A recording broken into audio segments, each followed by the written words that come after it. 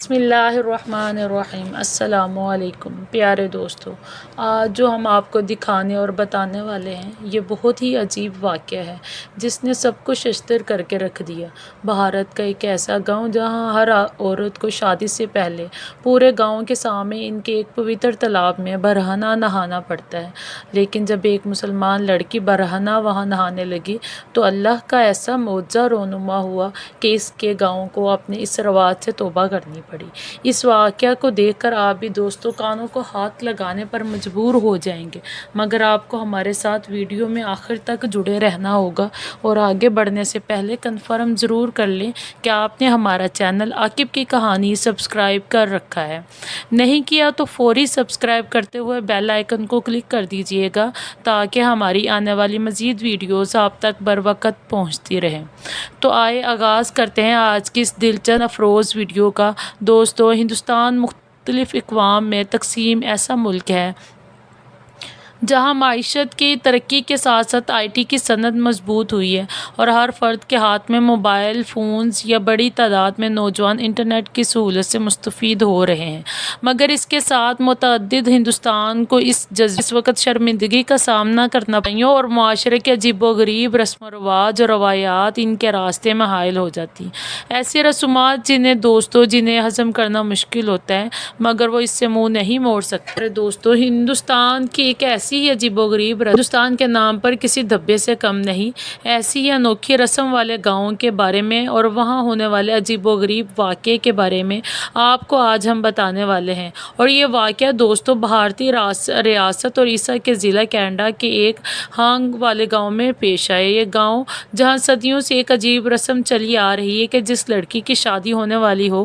اسے گاؤں کے مندر کے احاطے میں بنے ایک تالاب میں پورے گاؤں والوں کے سامنے برہنہ ہو کر نہانا پڑتا ہے، اور اگر کوئی یہ رسم نہیں کرتا تو ان کا ماننا ہے کہ وہ عورت یا تو بانجھ رہ جاتی ہے، یعنی اس کے ہاں اولاد نہیں ہو پاتی، یا پھر وہ جوانی میں ہی بیوہ ہو جاتی ہے۔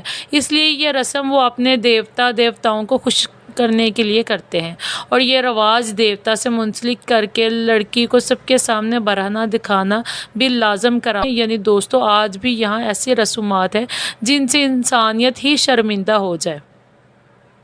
اس گاؤں میں دوستو کوئی مسلمان گھرانہ نہیں تھا، لوگ ویسے بھی یہاں مسلمانوں سے شدید نفرت رکھتے تھے۔ اسی گاؤں میں ایک راجپوت خاندان آباد تھا جو اپنے ریتی رواج اور دھرم میں کٹر خیالات کا حامل تھا۔ یہ کہانی تب شروع ہوتی ہے جب لکشمی 16 سال کی ہوئی، جو کہ اسی راجپوت گھرانے میں رہتی تھی۔ ماجو لال کی دوسری بیٹی تھی۔ ماجو لال کا بھائی جو کہ شراب کے نشے میں دھت رہتا تھا اسی گاؤں میں رہتا تھا۔ ایک دن یوں ہوا کہ لکشمی گھر میں اکیلی تھی دوستوں کہ اس کا چچا موتی لال نشے کی حالت میں گھر آیا۔ نہ جانے اس سے کیا ہوا تھا کہ حالانکہ وہ سب بچوں سے بڑا پیار کرتا تھا اور کبھی اس نے ایسی گری ہوئی حرکت نہیں کی تھی، اس دن نہ جانے اس پر کون سا شیطان سوار ہوا کہ اس نے لکشمی کو کمرے میں بلایا اور اس کے ساتھ زبردستی کرنے کی کوشش کی۔ کمرے میں بالکل ننگا دیکھا تو سمجھ گئی، مگر موتی لال نے کمرے کی کنڈی لگا دی اور لکشمی کو 2 گھنٹے اس کی کوشش ناکام کرتے میں جتی رہی۔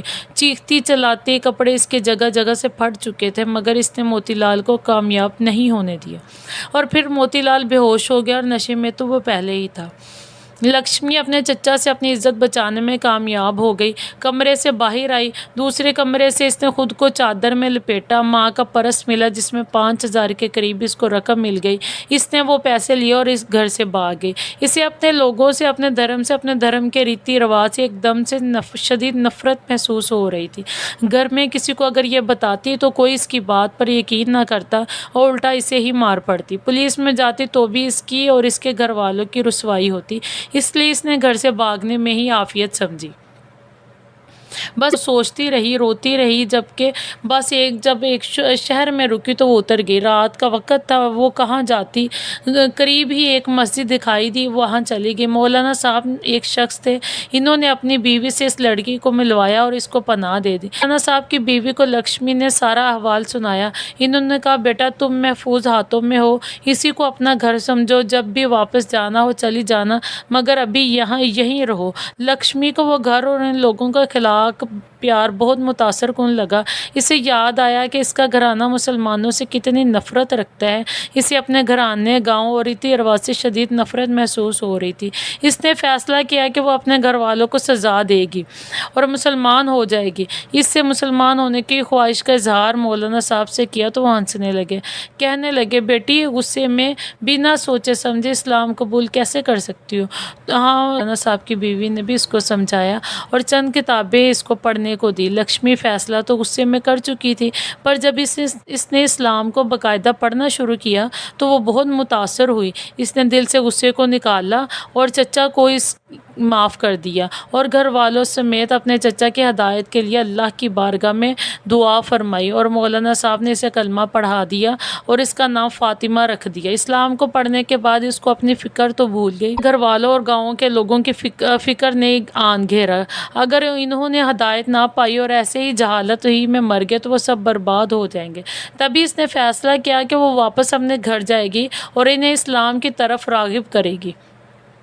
کیا ہوگا، زیادہ سے زیادہ وہ مار دیں گے، شاید اس کی قربانی اس کے گھر والوں کے لیے ایمان کی روشنی کا باعث بن جائے۔ بس دوستو، اسی سوچ کو لے کر اس نے اپنے گاؤں کا رخ کیا۔ گھر والوں نے لکشمی کو بہت تلاش کیا مگر کوئی سراغ ہاتھ نہ آیا۔ گھر آئی تو پہلے تو سب نے زیادہ غصہ کیا۔ اس نے چاروں نچار چچا کی بات سبھی کو بتا دی۔ پہلے تو باپ نے بھی یقین نہ کیا بلکہ الٹا اسے مارا بھی، مگر پھر چچا کو بھائی اور باپ نے پکڑ لیا۔ اسے مارا تو اس نے اپنی غلطی مان لی، معافیاں مانگی کہ اسے نشے میں کوئی ہوش نہیں تھا بلکہ شراب کی غلطی تھی۔ دوستو، فاطمہ نے بھی اپنے مسلمان ہونے کا کسی کو نہیں بتایا تھا۔ گھر والوں نے فیصلہ کیا کہ اب وہ فوری طور پر فاطمہ کی شادی اس کے تایا کے بیٹے سے کر دیں گے تاکہ لوگ غلط نہ سوچیں کہ فاطمہ گھر سے کیوں بھاگ گئی تھی۔ شادی طے کی گئی اور بعد ہونی طے پا گئی۔ فاطمہ ابھی بھی چپ تھی اور اس کی ہمت نہیں ہو پا رہی تھی کہ وہ اپنے مسلمان ہونے کا کیسے بتائے۔ بس وہ دل میں اپنے اللہ سے دعا مانگ رہی تھی۔ بہرحال اگلے روز رواج کے مطابق لکشمی یعنی فاطمہ کو اس تالاب میں پورے گاؤں والوں کے سامنے برہنہ نہانے کی رسم کی ادائیگی کرنی تھی۔ اس رسم کا سنتے ہی فاطمہ کے پیروں تلے سے زمین کھسک گئی۔ اسے اپنی عزت اور اپنے پردے کے لیے سب کو بتانا ہی پڑا۔ وہ ساری رات اللہ کے حضور روتی رہی اور مدد کی دعائیں مانگتی رہی۔ اسے یقین تھا کہ اللہ اس کی ضرور مدد فرمائے گا۔ دوستو، اگلے روز پورا گاؤں اس تالاب پر اکٹھا ہو چکا تھا۔ فاطمہ کو گھر والے لے کر آ چکے تھے۔ مندر کے پجاری اگر کوئی منتر پڑے اور فاطمہ کے کپڑے اتار کر تالاب میں نہانے کا بولا، تب دوستو فاطمہ نے تمام گاؤں والوں کو مخاطب کیا اور بنا کسی خوف کے بولنا شروع کیا کہ وہ اس جاہلانہ رسم و رواج کو نہیں مانتے اور بآواز بلند کلمہ پڑھنے لگ گئی۔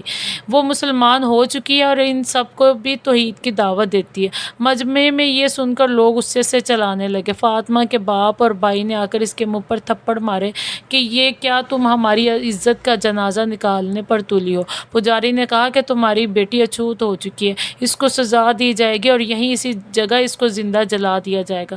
فاطمہ نے دوستو بآواز بلند کہا کہ پجاری تو خدا نہیں ہے، جب تک میرا اللہ میری موت نہیں چاہتا تم میں سے کوئی مجھے مار نہیں سکتا۔ پیار ڈال دیا کہ ہاں اس لڑکی کو زندہ جلا دیا جائے، اس میں ہمارے دیوتاؤں کی توہین کی ہے۔ فاطمہ نے اپنے باپ اور بھائیوں چچا کے پیر پکڑے کہ وہ حق پر ہے اور نہیں چاہتی کہ فاطمہ نے دعا کے لیے ہاتھ بلند کر دیے اور اللہ سے مدد مانگنے لگی۔ پجاری نے ماچس کی تیلی جلا لی۔ اس سے پہلے کہ اسے جلا دیتا، دیکھنے والوں نے دیکھا دوستوں کے تالاب سے ایک بہت بڑا اژدہا نمودار ہوا اور دیکھتے ہی دیکھتے پجاری کو نگل گیا۔ سارے مجمع میں یہ دیکھ کر سناٹا چھا گیا۔ اس سے پہلے انہوں نے اس تالاب میں کبھی کوئی چھوٹا سا سانپ بھی نہیں دیکھا تھا۔ یہ کہاں سے اس قدر بڑا اژدہا نمودار ہوا تھا؟ لوگوں نے تالاب سمیت ہر جگہ اژدہے کو تلاش کیا مگر وہ کہیں نہیں ملا۔ فاطمہ نے کہا یہ ہے میرا اللہ، تم سب کیا اب بھی یہ دیکھ کر توبہ نہیں کرو گے؟ دوستو کہتے ہیں کہ وہیں پر آدھے لوگ مسلمان ہو گئے اور آدھے بعد میں مسلمان ہوئے اور پھر ایک دن ایسا آیا کہ اس گاؤں کا ہر فرد مسلمان ہے اور سب نے جاہلانہ رسم و رواج سے توبہ کر لی ہے۔ بے شک دوستو، اللہ جب کسی کو ہدایت دیتا ہے تو ایک غلط فعل بھی بعض اوقات ایمان کی روشنی دکھا دیتا ہے۔ فاطمہ کا چچا اگر اس دن وہ شیطانی حرکت نہ کرتا تو فاطمہ کے ذریعے اس کا پورا گاؤں مسلمان نہ ہوتا۔ سبحان اللہ۔ پیارے دوستو، آپ اس ایمان افروز سچے واقعے کے بارے میں کیا کہیں گے؟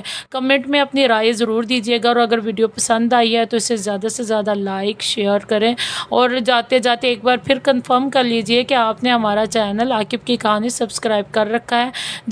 نہیں کیا تو فوری سبسکرائب کرتے ہوئے بیل آئیکن کو کلک کر دیجیے گا تاکہ ہماری مزید ویڈیوز آپ تک بر وقت پہنچتی رہیں۔